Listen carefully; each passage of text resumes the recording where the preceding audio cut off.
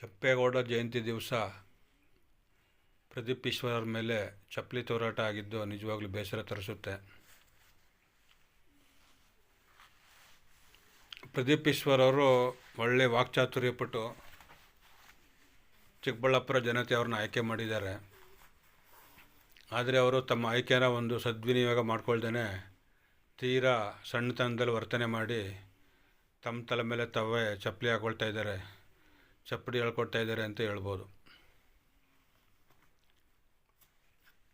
ಕಾರ್ಯಕ್ರಮ ಆಯೋಜನೆ ಮಾಡಿದಾಗ ಕೆಂಪೇಗೌಡರ ಬಗ್ಗೆ ಮಾತಾಡಬೇಕು, ಬೆಂಗಳೂರು ಬಗ್ಗೆ ಮಾತಾಡಬೇಕು, ಇಂಥ ಮಹನೀಯರು ಮತ್ತೆ ಹುಟ್ಟಿ ಬರಲಿ ಅನ್ನೋ ರೀತಿಯಲ್ಲಿ ಮಾತಾಡಬೇಕು. ಬೆಂಗಳೂರು ಭಾರಿ ಪ್ರಮಾಣದಲ್ಲಿ ಬೆಳವಣಿಗೆ ಆಯ್ತಾ ಇದೆ. ಇದಕ್ಕೆ ಮೂಲಸೌಕರ್ಯಗಳು ಯಾವ ರೀತಿ ಒದಗಿಸಬೇಕು, ಕೆಂಪೇಗೌಡರು ಕಟ್ಟಿದಂಥ ಬೆಂಗಳೂರನ್ನ ಯಾವ ರೀತಿ ಉಳಿಸ್ಕೊಂಡು ಹೋಗ್ಬೇಕು, ಈ ಥರ ಮಾತಾಡ್ಬೋದಾಗಿತ್ತು. ಆದರೆ ಎಲ್ಲೋ ಒಂದು ಕಡೆ ತೀರಾ ಸಣ್ಣತನದಲ್ಲಿ ಮಾತಾಡಿ ತೊಡೆ ತಟ್ಟಿ ಮೀಸೆ ತಿರುಗಿಸಿ ಕುಮಾರಸ್ವಾಮಿಯವ್ರ ವಿರುದ್ಧ ಮಾತಾಡೋದು ಭಾರಿ ತಪ್ಪಾಯಿತು. ಆ ತಪ್ಪಿನ ಕಾರಣಕ್ಕೇ ಅವ್ರಿಗೆ ಚಪ್ಪಲಿ ತೂರಾಟ ಆಯಿತು ಅಂತ ಕೆಲವರು ಹೇಳ್ತಾ ಇದ್ದಾರೆ. ಅಲ್ಲಿ ಹೋಗಿದ್ದ ಕಾರ್ಯಕ್ರಮ ಏನೋ, ಅಲ್ಲಿ ಮಾಡ್ತಾ ಇರುವಂಥ ಕಾರ್ಯಕ್ರಮ ಏನೋ, ಅದ್ರ ಬಗ್ಗೆ ಮಾತ್ರ ಗಮನ ಕೊಟ್ಟು ತಮ್ಮ ಕೆಲಸ ಮುಗಿಸ್ಕೊ ಬಂದಿದ್ದರೆ ಈ ಘಟನೆ ಮರುಕಳಿಸ್ತಿರಲಿಲ್ಲ. ಆದರೆ ಅಚಾತುರ್ಯವಾಗಿ ಘಟನೆ ಮರುಕಳಿಸಿ ಚಪ್ಪಲಿ ತೂರಾಟ ಆಯಿತು. ಒಬ್ಬ ಶಾಸಕ ಅನ್ನೋದು ಕಾಣ್ದೇ ಜನ ಚಪ್ಪಲಿ ಎಸೆದ್ರು ಅಂದರೆ ಅವ್ರ ಬಗ್ಗೆ ಎಷ್ಟು ಬೇಜಾರಾಗೈತೆ ಅಂತ ಅವರೇ ತಿಳ್ಕೊಳ್ಬೇಕಾಗೈತೆ.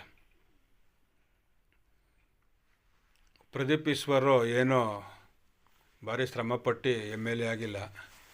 ಸುಧಾಕರ್ ಅವರ ಕೆಲವು ದುರಂಕಾರದ ವರ್ತನೆಯಿಂದ ಬೇರೆ ವ್ಯಕ್ತಿನ ಆಯ್ಕೆ ಮಾಡಬೇಕು ಅಂತ ಆಯ್ಕೆ ಮಾಡಿದ್ರು. ಆ ಆಯ್ಕೆನ ಅವರು ಸಮರ್ಥವಾಗಿ ನಿಭಾಯಿಸ್ಕೊಂಡು ಹೋಗಿ ಒಳ್ಳೆ ಕೆಲಸ ಮಾಡಿಕೊಂಡು ಚಿಕ್ಕಬಳ್ಳಾಪುರ ಜನತೆನ ಮೆಚ್ಚಿಸಿದ್ರೆ ಅವರು ಮುಂದಕ್ಕೂ ಬೆಳೀಬೋದು. ಆದರೆ ಈ ಥರ ಸಣ್ಣತನದಲ್ಲಿ ಮಾತಾಡೋದು, DK ಶಿವಕುಮಾರನ್ನು ಮೆಚ್ಚಿಸೋಕೆ ಮಾತಾಡೋದು, ಸಿದ್ದರಾಮಯ್ಯನವರ ಮೆಚ್ಚಿಸೋಕೆ ಮಾತಾಡೋದು, ರಾಹುಲ್ ಗಾಂಧಿಯವರ ಮೆಚ್ಚಿಸೋಕೆ ಮಾತಾಡೋದು, ಇದೆಲ್ಲ ಬಿಟ್ಬಿಟ್ಟು ನೈಸರ್ಗಿಕವಾಗಿ ಏನು ಮಾತಾಡ್ಬೋದು ಅಷ್ಟು ಮಾತ್ರ ಮಾತಾಡಿದ್ರೆ ಬೆಲೆ ಜಾಸ್ತಿ ಆಗುತ್ತೆ. ಕಾಂಗ್ರೆಸ್ನವ್ರಿಗೆಲ್ಲ ಈಗೊಂದು ಹುಚ್ಚು ಚಾಳಿ ಹಪ್ಕೊಬಿಟ್ಟೈತೆ. ಮೋದಿಗೆ ಬೈದ್ಬಿಟ್ರೆ, ಕುಮಾರಸ್ವಾಮಿಗೆ ಬೈದ್ಬಿಟ್ರೆ, ದೇವೇಗೌಡಕ್ಕೆ ಬೈದ್ಬಿಟ್ರೆ ನಮಗೇನು ಅವ್ರನ್ನ ಉಪ್ಪರಿಕೆ ಮೇಲೆ ಕೂರಿಸ್ತಾರೆ ಅಂತ ಅನ್ಕೊಬಿಟ್ಟಿದ್ದಾರೆ. ಯಾರು ತೆಗಳಿ ಯಾರು ಉದ್ಧಾರ ಆಗೋಕ್ಕೂ ಆಗೋಲ್ಲ, ಯಾರು ತೆಗಳಿ ಯಾರು ಹಾಳಾಗೋಕ್ಕೂ ಆಗೋಲ್ಲ. ಹೊಗಳಿದ್ರೂ ಪ್ರಯೋಜನ ಇಲ್ಲ, ತೆಗಳಿದ್ರೂ ಪ್ರಯೋಜನ ಇಲ್ಲ. ಅವ್ರ ಕೆಲಸ ಅವ್ರವ್ರು ಮಾಡ್ಕೊಂಡು ಹೋದರೆ ಎಲ್ರಿಗೂ ಒಳ್ಳೆಯದು. ಜನ ಆಯ್ಕೆ ಮಾಡಿರೋದು ಕ್ಷೇತ್ರನ ಉದ್ಧಾರ ಮಾಡಲಿ, ಕ್ಷೇತ್ರನ ಬೆಳವಣಿಗೆ ಮಾಡಲಿ ಅಂತ. ಆದರೆ ಅದು ಬಿಟ್ಟು ಬೇರೆದೆಲ್ಲನೂ ಮಾಡ್ತಾಯಿದ್ದಾರೆ. ಮಾನ್ಯ ಗೃಹ ಮಂತ್ರಿಗಳು ಪ್ರಿಯಾಂಕ ಖರ್ಗೆಯವರು ವಾಲಂಟ್ರಿಯಾಗಿ FIR ಮಾಡಿಸಿದ್ದಾರೆ. ಅವರ ಪಕ್ಷದ ಒಬ್ಬ ಶಾಸಕನಿಗೆ ಚಪ್ಪಲಿ ಎಸೆತಾಯಿತು ಅಂತ ವಾಲಂಟ್ರಿಯಾಗಿ FIR ಮಾಡಿಸಿದ್ರು. ಇದಕ್ಕಿಂತನೂ ದೊಡ್ಡ ಕೆಟ್ಟ ಘಟನೆಗಳು ಕರ್ನಾಟಕದಲ್ಲಿ ನಡೆದೈತೆ. ಆವಾಗ ಎಷ್ಟು ಸಮಯದಲ್ಲಿ ಯಾವ್ಯಾವ ಸಮಯದಲ್ಲಿ ಇದೇ ಥರ ವಾಲಂಟ್ರಿಯಾಗಿ FIR ಮಾಡಿಸಿದ್ರು ಗೊತ್ತಾಗ್ತಾಯಿಲ್ಲ. ಪ್ರದೀಪ್ ಈಶ್ವರ್ ಆಗಲಿ, ಸಾಮಾನ್ಯ ವ್ಯಕ್ತಿ ಆಗಲಿ, ಯಾವುದೇ ವ್ಯಕ್ತಿ ಆಗಲಿ ತಪ್ಪು ಮಾಡಿದಾಗ ಅದನ್ನು ಖಂಡಿಸಬೇಕು, ಅವ್ರಿಗೆ ಶಿಕ್ಷೆ ಆಗಬೇಕು. ಆದರೆ ಇವರು ಅವರ ಮೂಗ್ನೇರಕ್ಕೆ ನಡ್ಕೊಳ್ತಾ ಇದ್ದಾರೆ. ಅದೇ ತಪ್ಪಾಗ್ತಾ ಇರೋದು.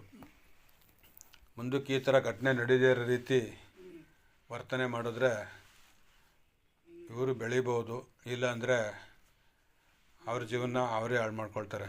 ಏಕೆಂದರೆ ಚಿಕ್ಕಬಳ್ಳಾಪುರದಲ್ಲಿ ಪ್ರದೀಪ್ ಈಶ್ವರ್ ಗೆಲ್ಲಿಸಬೇಕು ಅಂತ ಯಾರೂ ಜನ ಗೆಲ್ಲಿಸಿಲ್ಲ. ಸುಧಾಕರ್ನ ಸೋಲಿಸಬೇಕು ಅಂತ ಪರ್ಯಾಯವಾಗಿ ಪ್ರದೀಪ್ ಈಶ್ವರನ್ನು ಗೆಲ್ಲಿಸಿದ್ದಾರೆ. ಅದನ್ನು ಸದ್ವಿನಿಯೋಗ ಮಾಡ್ಕೊಂಡ್ರೆ ಮಾತ್ರ ಪ್ರದೀಪ್ ಈಶ್ವರರು ಮುಂದಕ್ಕೆ ಬೆಳೀಬೋದು. ಆದರೆ ಈ ಸಣ್ಣತನದಲ್ಲಿ ನಡ್ಕೊಳ್ಳೋದು, ಬಾಲಿಸವಾಗಿ ಹೇಳಿಕೆ ಕೊಡೋದು, ಏನೋ ಒಂಥರ ಬೇರೆ ಬೇರೆ ರೀತಿಯಲ್ಲಿ ವಿಚಿತ್ರವಾಗಿ ನಡ್ಕೊಳ್ಳೋದು ಪ್ರತಿಯೊಬ್ಬರಿಗೂ ಬೇಸರ ತರಿಸ್ತೈತೆ. ಕೆಲವರಂತೂ ಇವನು ಹುಚ್ಚ ಅಂತ ಅನ್ನೋ ರೀತಿಯಲ್ಲಿ ಬೈತಾ ಇದ್ದಾರೆ. ಫಸ್ಟ್ ಬಾರಿ MLA ಆದವರು ಎಷ್ಟು ಸೌಜನ್ಯವಾಗಿ ನಡ್ಕೊಳ್ಬೇಕು. ಏನು 15 ಬಾರಿ 8 ಬಾರಿ 10 ಬಾರಿ MLA ಆದವರು ಕೂಡ ಈ ಥರ ಯಾರೂ ಮಾತಾಡ್ತಾಯಿಲ್ಲ. ದೇವೇಗೌಡರೇನು, ಕುಮಾರಸ್ವಾಮಿಯವರೇನು, ನರೇಂದ್ರ ಮೋದಿಯವರೇನು, ಅವ್ರು ಎಷ್ಟು ಬಾರಿ MLA ಆಗಿದ್ದಾರೆ, ಎಷ್ಟು ಬಾರಿ ಸಚಿವರಾಗಿದ್ದಾರೆ, ಎಷ್ಟು ಬಾರಿ CM ಆಗಿದ್ದಾರೆ, ಅವ್ರಿಗೆ ವಯಸ್ಸು ಎಷ್ಟು. ಒಬ್ಬ ವ್ಯಕ್ತಿ ವಯಸ್ಸುಗಾರ ನೋಡಿ ಮರ್ಯಾದೆ ಕೊಟ್ಟು ಮಾತಾಡೋದು ಕಲಿಬೇಕು. ಡಿ ಕೆ ಶಿವಕುಮಾರ್ ಅವರು, ಎಚ್ ಡಿ ಕುಮಾರಸ್ವಾಮಿ ಅವರು ಒಂದೇ ವಯಸ್ಸಿನವ್ರು ಇರ್ಬೋದು, ಅವ್ರನ್ನ ಇವ್ರು ತೆಗಳ್ಬೋದು, ಇವ್ರನ್ನ ಅವ್ರು ತೆಗಳ್ಬೋದು. ನಾಳೆ ದಿವಸ ಕೊನೆಗೆ ಅವರೇ ಒಂದಾಯ್ತಾರೆ, ಹಾಳಾಗವ್ರೆ ನೀವು. ಒಬ್ಬ ಬಲಿಜ ಸಮುದಾಯದ ವ್ಯಕ್ತಿ, ಒಬ್ಬ OBC ವ್ಯಕ್ತಿ ಬೆಳಿಗ್ಗೆ ಬಿಡ್ತಾಯಿಲ್ಲ, ನನ್ನ ಮೇಲೆ ಈ ಥರ ಹಲ್ಲೆ ಮಾಡಿದ್ರು ಅಂತ ಹೋಗಿ ಶಿಖಂಡಿ ಥರ ಸಿದ್ದರಾಮಯ್ಯವ್ರ ಮುಂದ್ಗಡೆ ಹೇಳ್ತಿರಲ್ಲ ಪ್ರದೀಪ್ ಈಶ್ವರ್ ಅವರೇ. ಅದೇ ಬಲಿಜ ಸಮುದಾಯದ ವ್ಯಕ್ತಿ, ಪುಣ್ಯಾತ್ಮ ಮಹಾತ್ಮ ಕೈವಾರ ತಾತಾಯನವರು ಹುಟ್ಟಿ ಬೆಳೆದು ಲೋಕಜ್ಞಾನ ಇರೋಂಥ ಕ್ಷೇತ್ರ ಅದು. ಅಲ್ಲಿ OBC ಅನ್ನೋದು ಲೆಕ್ಕಕ್ಕೆ ಬರಲ್ಲ. ಅಂಥ ಮಹನೀಯರುಗಳು ಹುಟ್ಟಿರುವಂಥ ಭೂಮಿಲಿ ಹುಟ್ಟಿದ್ದೀರಿ. ಇನ್ಮೇಲಾದರೂ ಒಳ್ಳೆ ರೀತಿಲಿ ವರ್ತನೆ ಮಾಡಿ, ನಿಮ್ಮ ವರ್ತನೆ ತಿದ್ಕೊಂಡ್ರೆ ಭವಿಷ್ಯದಲ್ಲಿ ನೀವು ಒಳ್ಳೆ ನಾಯಕ ಆಗ್ಬೋದು. ಇಲ್ಲ ಅಂದರೆ ನಿಮ್ಮ ಹಣೆ ಪಾಡು. ಉದ್ಧಾರ ಆದರೆ ಉದ್ಧಾರ ಆಗಿ, ಉದ್ಧಾರ ಆಗಲಿಲ್ಲ ಅಂದರೆ ನಿಮ್ಮ ತಲೆ ಮೇಲೆ ನೀವೇ ಚಪ್ಪಟಿ ಹೇಳ್ಕೊಂಡಂಗೆ ಆಗುತ್ತೆ. ಜೈ ಹಿಂದ್, ಜೈ ಕರ್ನಾಟಕ ಮಾತೆ.